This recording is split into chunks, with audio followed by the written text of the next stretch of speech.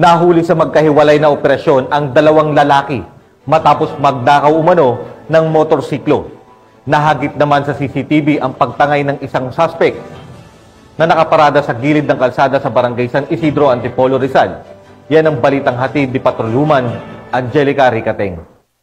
Tagumpay na naaresto ng Rizal PNP ang dalawang karnaper na sospek sa pagnanakaw ng motorsiklo sa magkakahiwalay na lugar sa probinsya ng Rizal nito lamang Nobyembre taong kasalukuyan.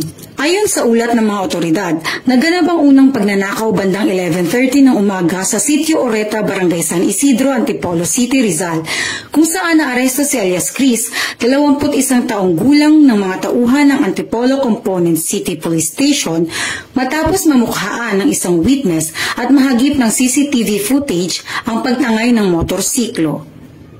Habang ang pangalawang pagnanakaw naman ay nangyari sa Kasiglahan Village, Barangay San Jose, Rodriguez, Rizal, bandang 12:20 ng tanghali na agad namang inaksyonan ng mga tauhan ng Rodriguez Municipal Police Station na naging dahilan ng pagkakaaresto kay alias Kevin, 32 taong gulang. Base sa investigasyon, iniwan umano ng biktima sa tapat ng kanilang bahay ang kanyang motorsiklo kung saan ay naiwan din umano nito ang susi na nakalagay sa ignition switch na naging dahilan upang magkaroon ng pagkakataon ang nasabing sospek na nakawin ang pagmamay-aring motor ng biktima. Ang mga naarestong sospek ay kasalukuyang nasa kustudiya na ng mga otoridad at nahaharap sa kasong paglabag sa RA 10883 o Anti-Carnapping Law Act.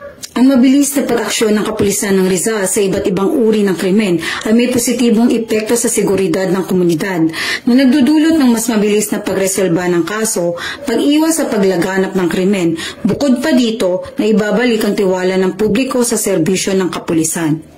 Pag ipapark mo yung motor, ipark mo dun sa medyo safe na lugar, siyempre huwag kalimutan na tanggalin yung susi. Nagbibigay tayo ng opportunity, lalo na dun sa mga karnaper na tatanghayin talaga yung inyong mga motorsiklo. Mula rito sa Rizal Police Provincial Office, ako ang inyong Police News Network Correspondent, Patrolwoman Angelica Ricateng.